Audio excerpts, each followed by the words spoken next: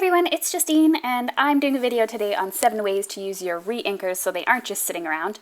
Number 1 is reinking your ink pads. Now this is the standard use and what these inks are actually made for. And what you do is you simply open up your reinker and you pour a little bit and squeeze a little bit out of the bottle onto your ink pad to refreshen your ink pad. You don't need to add a lot, and your refills should last you quite a few different refills to get the most out of your ink pads. Number 2 is a DIY ink pad.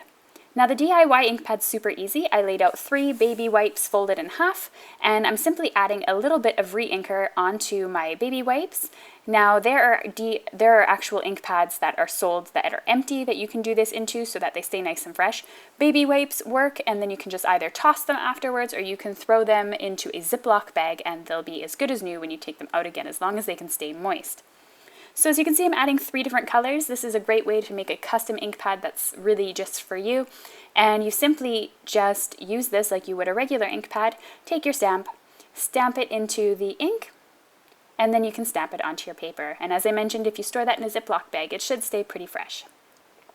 The moisture of the ink helps everything blend nicely together, and as well as the moisture from the baby wipe. You can see how awesome that turned out. Number 3 are ink splatters. Now ink splatters are really cool to add a little bit of extra color to your card. I have this palette here from Ranger, and this is how I keep my reinker colors in. And I just add 2 or 3 drops here, and then they stay there for quite a long time. I dipped in my paintbrush and I just hit the paintbrush lightly to get a nice splatter. Depending on how much ink you have on the brush will determine how big the splatters end up being, and they will lighten up from the reinkers as they settle into the paper. Just a reminder to use an old brush that you don't really care about, because it will stain your brush. Number 4 is texture paste. Now texture paste I own in glossy white and matte white and clear.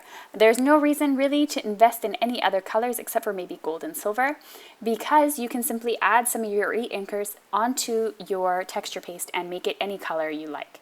So they can match your inks, they can match your cardstock, whichever you'd like.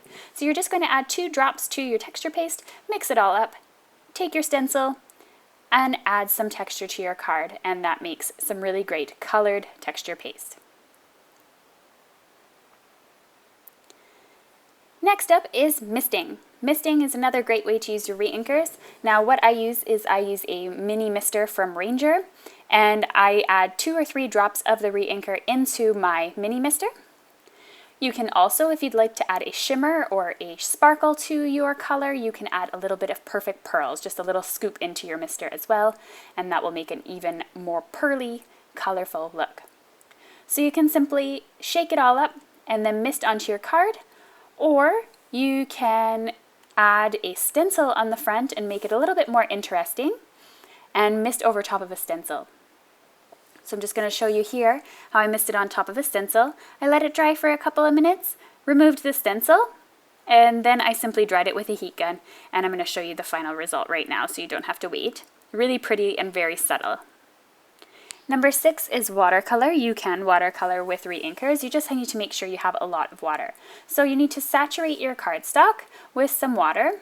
Use watercolor paper for the best results, and you have to make sure it's really saturated. As you can see, when I actually started and I added the reinker, it wasn't saturated at the top, so I got kind of an ugly little blotch there. But other than that, you can see on the rest of the cardstock how nicely the yellow went on.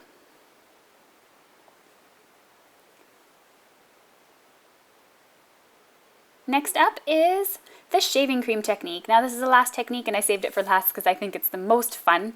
Now you're never going to get the same look twice by doing this. So what you're going to do is you're going to take a foam shaving cream. It's very important that's a foam, not a gel. And you're going to put this onto either a plate or a craft mat or some sort of surface. A lid would work really well also. And spread it out so that it's slightly bigger than your card. And then you're just going to simply add some reinkers in different colors all over the place in a random pattern. You probably want to keep in mind that the colors should blend nicely, and one of my favorite things to do is to use 3 shades of the same color. I think that gives the most stunning results rather than using multicolor like I'm showing you right now. So I just simply going in with either a pencil or a palette knife or whatever and mixing up the colors. I'm going back and forth and front to bottom, and then I'm just going to dip my card into the shaving cream and wipe off the excess when it's all finished. If you're interested in any of the 6 colors that I'm featuring in this tutorial, they're available now from So Susie Stamps. They're the new refills for the So Susie Stamps ink bites. They've come out for the summer solstice colors for this time, and then we're going to release more and more as time goes on. All the supplies used are listed below in the video description or on my blog. I hope you enjoyed this video, so you can click up at the top to check out my blog and supply list. I have a 10 ways to use the MISTI video, as well as a card tutorial that might interest you if you want to click on the moving links, or if you want to click on the subscribe button to subscribe to my YouTube channel. That would be amazing. Thank you so much, and I'll see you in a couple of days for another video.